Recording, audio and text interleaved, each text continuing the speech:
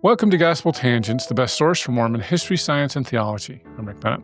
I'm excited to talk to our good friend Gary Weber of the Other Mormon Church. We're going to talk more about the Sacrament Beaver Island and why his church believes the lesser can't ordain the greater. So you won't want to miss this conversation. Have I missed anything? What are the biggest differences between your church and the LDS church? Well, we believe that within the Melchizedek priesthood doesn't hold all of the keys, only the keys that relate to your specific office. Okay. For example, a deacon can't baptize, so they don't have the right to that.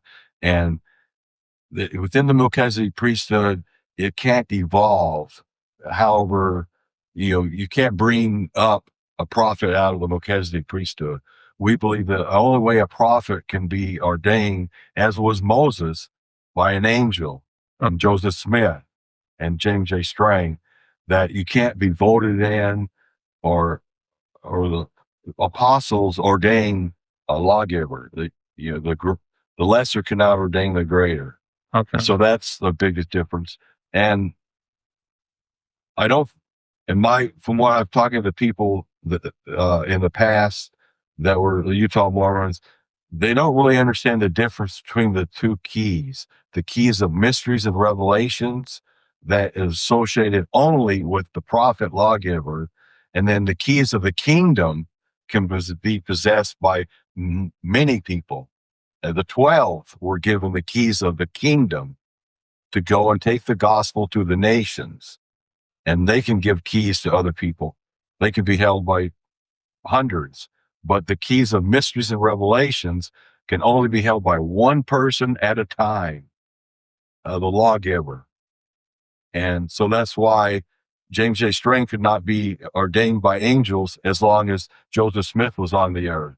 But the minute he died, then the angels came and ordained James J. Strang. Okay. What else is there? I'm trying to think of what else. Oh, sacrament. You guys don't do it every week like the LDS church. How often do you do it? Once a month. Once a month. Yeah. Oh, okay. And we've talked about that. It just says to take it often. So what's often? In the Doctrine and Covenants, it says often. We felt like if we did it every week, it would get too mundane and it would lose its specialness and sacredness. So we just do it once a month. Okay. I think Bill said you use some sort of a fruit juice. It doesn't have to be grape juice or wine. Yeah, in the Book of the Law, under the Eucharist, it says any edible, fresh fruit. So orange juice would be fine. When I grew up in Artesia, we used oranges. It's fresh squeezed oranges. Oh, okay. But here we have, on the farm, we have a vineyard. And so we process grape juice fresh. Okay. But like it says in the Doctrine and Covenants, you use what's available. And if you don't have any juice, you can use water. Okay. It's just a matter of your eye singleness to God and the purpose of it, and you remember that this is representation of Christ's blood and flesh. Okay. And the bread is of any grain that's made of yourself. We don't buy store-bought. Oh, that's interesting. Yeah, we don't want anything that can be adulterated. It's got to be pure. Okay. Do you baptize at age 8 like the LDS do? Oh, you do? Okay. Yeah, that's what it says in the Doctrine and Covenants. Okay. 8 years old. Yeah. They come with the age of accountability. Okay. And it's been kind of scientifically proven that at the age of 8, that the child's brain and maturity has reached a certain level that they know right from wrong. Okay. Before that, they're not really held accountable because they're not really developed to really understand things as good as what they should be able to. Okay. I know, I think it was you told me yesterday that you have a font in your church, but you can also baptize like in the White River or just a person's preference. Okay. That's just a preference thing. Yeah. Okay. What am I missing?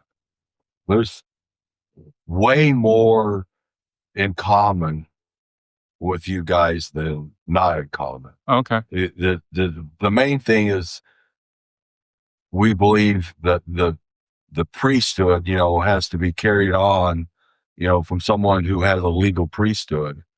And so we don't recognize other churches' priesthood because we feel we can trace our priesthood back through Joseph and then James and Okay. down. Do you have like an open communion? Would you serve it to anyone? No, so it's just a only member. baptized. As it says in the Book of Mormon, when Jesus gave the sacrament to the Nephites, he says, only give it to those that are that have been baptized and are taken upon my name and are worthy. It says, see that you pass it not to anyone unworthily. So you wouldn't recognize LDS priesthood? No. Okay. You don't have any missionaries or anything like LDS proselytize? Well, we do it to some extent if we're corresponding with someone and they're really interested and we get a feel for them, then we will travel. And I baptized this lady not too long ago in Indiana. I corresponded with her for a number of months, almost over a year actually. That's to the basis of it, but we don't really go like door to door like Utah Mormon elders do. In my own personal opinion, I think that you guys have done us a service because you've made the name Mormon recognizable out in the world, and it makes it easier. That was like, well, who are you guys? We're not as well known, and so it's easier to teach Mormonism by the work that you guys have done. And so I feel that God blessed you guys and helped you guys start up when you went to Utah to help spread the gospel. I think it's part of his plan. Well, very good. Well, I think I'm running out of questions. We're going to have to go to Beaver Island one of these days. You said there's not a lot there. They don't have a lot of markers or anything. No, you would never know that the Mormons were ever there. There's nothing there. So there's a King's Highway, which is after King James Strang. Yeah, if the sign is still there, I don't know. I haven't been there in years, but there was, when I was there was a sign that says King's Highway, and it's just a gravel road. Uh-huh. They don't have really hardly any paved roads other than that comes. Oh, it's mostly dirt roads there? Yeah. Oh, okay. Yeah. And they've got a ferry and they've got an airplane that you can take out there, I think. It's mostly a tourist town that's just a vacation spot where you can swim in the Lake Michigan, and there's really not really anything to really see other than just the beauty of the island. Okay. They got one little small hotel and one little restaurant, a country store. I know Vicky Speak is working on like a census. She's trying to figure out how many people were on the island. And does John Hamer have a map? Do you know? I think he might. Maybe. I don't know. So I want to go just because, even though there's nothing to see, probably. I'm a nerd. I like this stuff. Yeah, no, it's a beautiful island, and if you have some history book to read along with it, and you can, where it talks about the Font Lake, you can say, okay, I can put a picture with what I read about the Font Lake where they did baptisms for the dead there. Okay. And he did the missionary work with and the other elders to the Indians that were there, and they got along very, very well with all the Indians. They called James J. Strang father. And they really loved him, and he helped them. And because they lost all the records when they would run off the island, I couldn't tell you if any of them were ever baptized or what. And a lot of the history and the things that went on there, it's a lot of it's lost. Mm-hmm. Gary, I really appreciate you for being here on Gospel Tangents.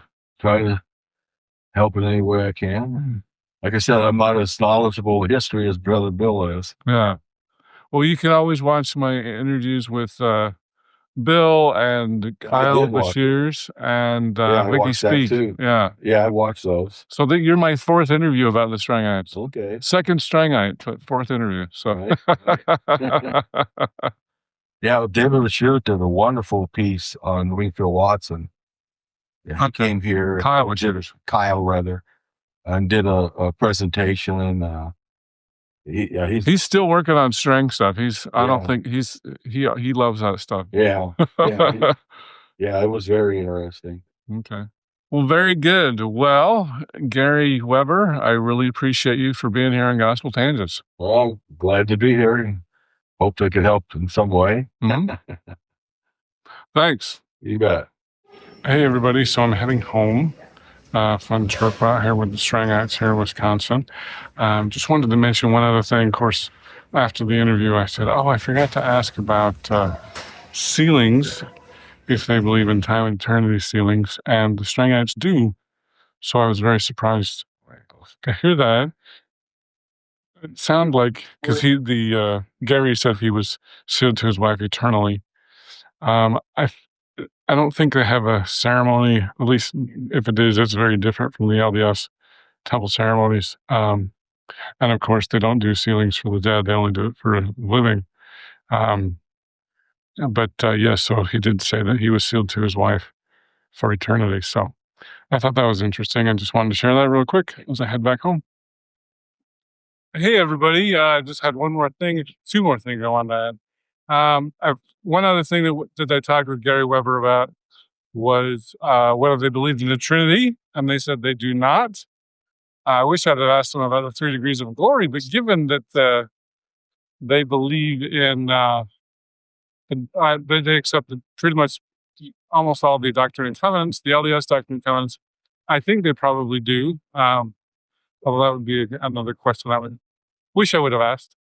But anyway, with regards to the Trinity, they don't believe in the Trinity. They did send me give me a pamphlet about it. It seems pretty similar to the LDS belief in the Godhead. They referred to it as Godhead. Not 100% sure if it's the same. One of the things that they did reject, and I read it in the pamphlet, was that they don't accept eternal progression. So they don't believe we can become like God. He mentioned in the interview a little bit about Jesus being the biological son of Joseph and Mary. So that's definitely different. Didn't believe in a virgin birth at all. And then the reason why Strangites call Jesus the only begotten is because he's the only one that was raised from the dead by God. And so I thought that was interesting information. So the other thing is, this is, usually when you're on a flight, you're at least 2.5 hours late. I'm 2.5 hours early. I landed early, which is a miracle. I remember wishing there's no nonstops from Milwaukee to Salt Lake on Southwest. But I was supposed to go through Denver, and we got to Denver, and apparently they said there was wind shear or something, so they kind of circled for a little bit, and they said, we don't have enough gas. Because at first I thought, we'll land in Colorado Springs, and who knows what's going to happen. No, they diverted to Salt Lake City, and I was like, you're kidding me. I would think I might have been, there was a pilot on there that was trying to get home to Denver. I talked to him. So he got off in Salt Lake. Actually, he's trying to go to Phoenix.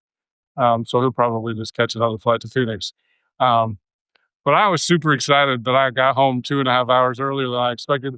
I'm here waiting for the Trax train, take me to my car. And this is a very pleasant surprise to be home 2.5 hours before I expected. That never happens. Oh, and here comes the Trax train, as you can see here. So I'm going to be hopping on there. It's probably going to be noisy.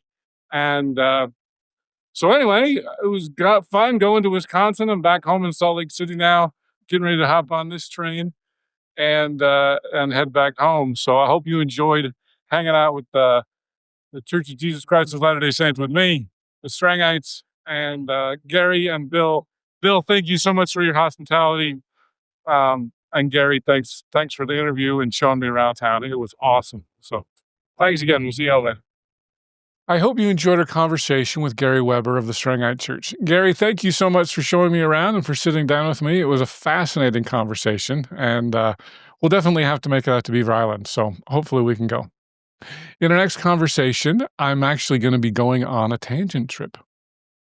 Thanks for listening, and I hope you continue to enjoy Gospel Tangents.